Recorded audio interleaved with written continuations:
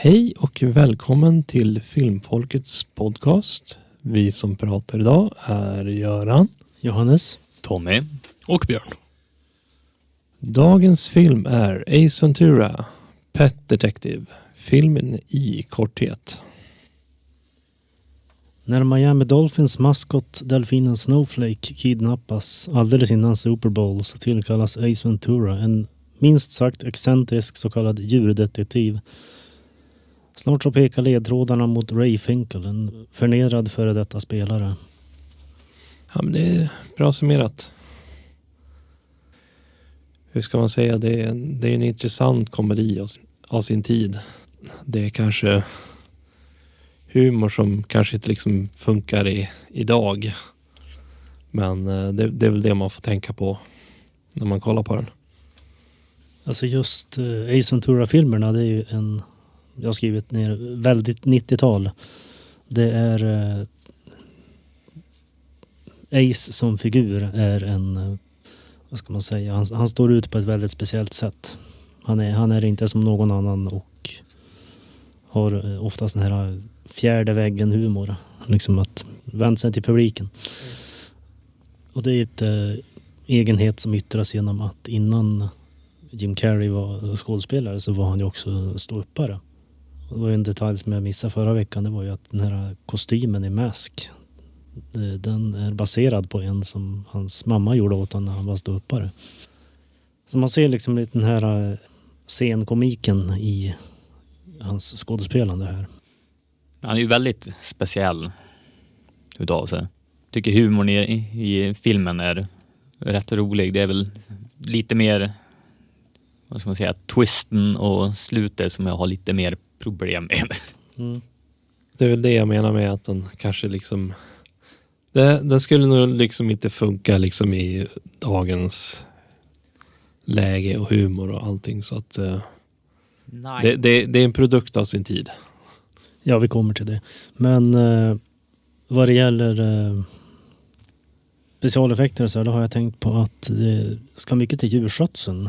För han har ju en lägenhet full med djur och mycket sådana scener där han sitter och tänker de ska koordinera med den här lilla apan och allt det här. Att det är ju väldigt mycket jobb att få det att funka.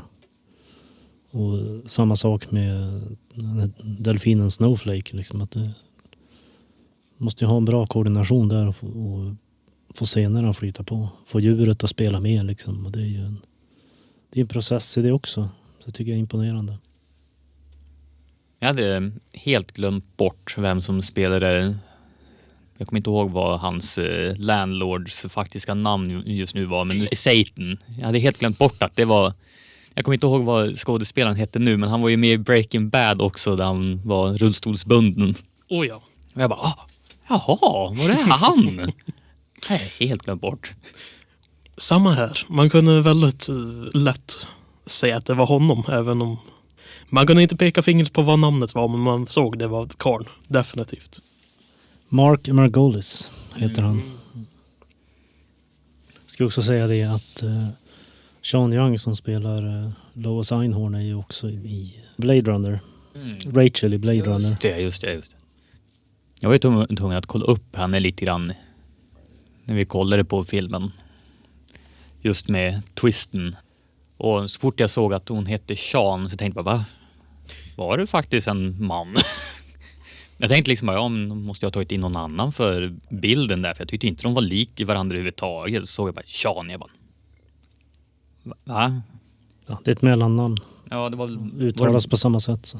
Var det Mary för namnet? Eller jag kommer inte ihåg nu. Jag blev väldigt chockad när jag såg att det var faktiskt samma person i fotot för han Einhorn. Men de hade liksom satt på en peruk och en mustasch. Jag tänkte hela tiden, liksom varje gång jag sett den här, liksom, jag har aldrig riktigt sett likheten när de lägger på håret på bilden. Men jag som ser fel, I guess. Ja, men vad det gäller filmmusiken så är ju Aaron Newborn står för det. Så han har vi också hört det från Naked Gun. Och så var Cannibal Corpse med på ett hörn. Och det är för att Jim Carrey är ett stort fan och övertygade regissören att ta med dem. Mm. Awesome. Känns faktiskt som någonting som han hade velat låta rimligt. Det var ju en sak som jag tänkte på.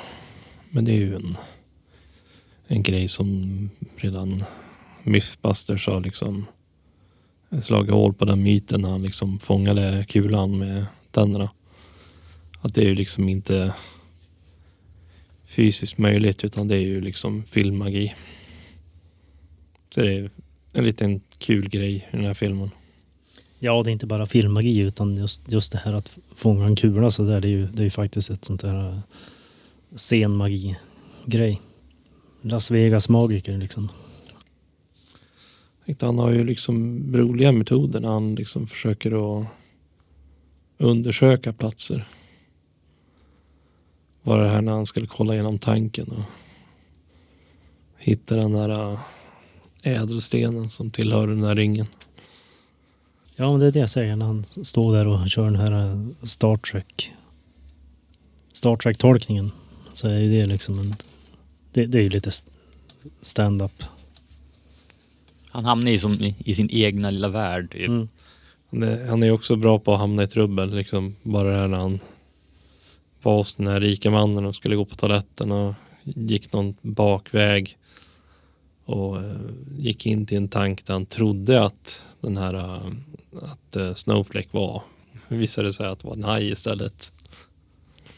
Det var ju också en liten så här kul humorscen. Jag hade velat se hur de hade byggt upp för att det stuntet sen när han blir dragen genom vattnet där, hur de hade byggt upp den. Det måste ju vara någonting som håller han under vattnet, som sliter runt på han. Ja, det blir ju som en sele då, så får man sitta på en grej som åker fram och tillbaka. Han är ganska fysiskt dålig genom den här filmen med hur mycket fysiskt våld han blir dragen igenom under hela filmens gång egentligen. Ja, som det med hajen liksom, det var bara hans kläder som gick sönder. Han hade inga märken på ben eller kroppen överhuvudtaget. Ja, det är bara kläderna som rivs upp. Mm. Och så när han ramlade ner för taket när han skulle försöka fånga den här duvan. Var ju också liksom en av alla scener när han faktiskt tar stryk av saker. Men jag tänkte, vad är det som skulle kunna gjorts annorlunda och övriga tankar? Det hade inte kunnat göra idag, konstaterade vi.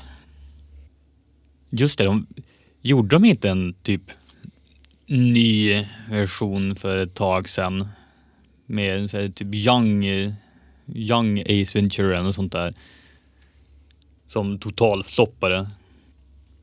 Jo, precis. De skrev ju ut Ace från manuset att han ska ha dött i en flygolycka. Mm. Så det var liksom en spark i ansiktet för fansen. Så, ja. Nej, men som sagt, det här Crying Game-referensskämtet är ju något som verkligen dras ut och mjölkas i flera scener faktiskt. Och lutar ju mycket på en äckelfaktor som man kanske inte skulle ha idag. Och det har jag tyckt har varit en lite udda designval så här inte bara i modern kontext men också det faktum att det är ju så att skurken som Finkel är ju faktiskt inte en transkvinn per definition. Utan hela twisten handlar ju om att den här individen är så oerhört dedikerad till sin hämndaktion.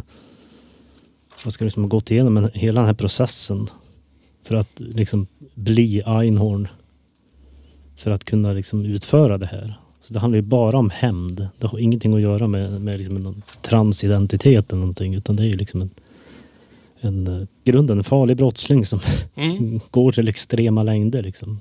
Och visst, man kan ju förstå på den analysen liksom att okej, det svartmålar väl transpersoner också som en sorts... Det har ju förts mycket med den argumentationen att det ska vara som ett skådespel för att begå brott. Men alltså det är inte den grunden det sitter i, utan det är ju en... Nej, men liksom hela poängen är ju att skurken är en skurk. Det är inte att skurken är trans liksom. Just det. Ja. Som sagt, jag tyckte det är lite skevt hur de vinklar hela det perspektivet genom filmen. Det är väl som vi säger en liten produkt av tiden, men det känns väldigt fel i dagens perspektiv.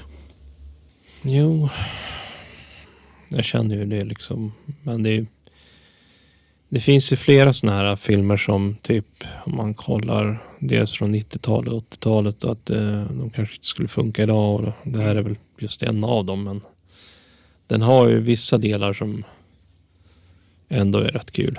Liksom. Men för övrigt så tycker jag att det är en helt okej film. Liksom Jim är ju riktigt kul i rollen som Ace. Liksom hela hans fysikaliska sida liksom, sånt skiner ju verkligen igenom här. Kan inte se någon annan som skulle kunna gjort rollen bättre heller. Nej, han tillför en majoritet till den här karaktären. Det emotionella med ansiktsuttrycken och generellt hur han är väldigt excentrisk. Man kan inte riktigt se någon annan person som spelar den rollen och kan göra han lika bra, helt enkelt.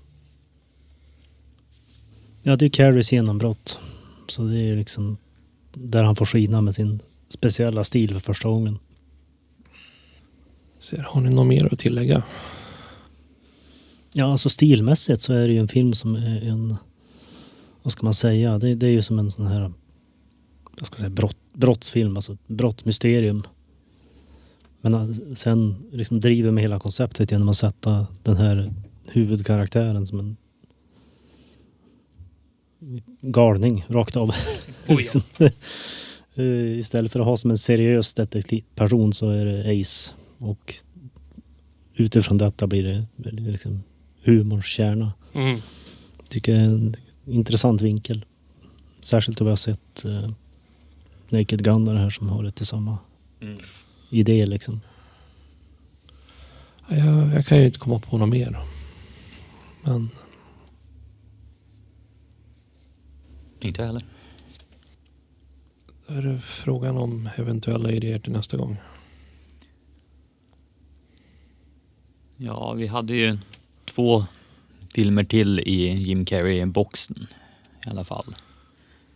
Jo, jag tänkte det också. Men Så hade vi funderat på western. ja, jag tänkte det. Alltså, vi har ju kollat på 2 Jim Carrey och jag tänkte det var ganska länge sedan jag kollade på någon westernfilm. Så det skulle ju kanske vara bra, vet du det, att man kör lite variation, kör 2 western, sen kanske något annat. Sen kan man ju alltid komma tillbaka till Jim Carrey. Ja, var det sist vi såg ju riktigt sunk då? Jag kommer inte ihåg. Inte heller. Men jag tänkte om det inte är något mer så ska jag kunna önska er hej för den här gången. Ja, hej då. Hej. Hejdå!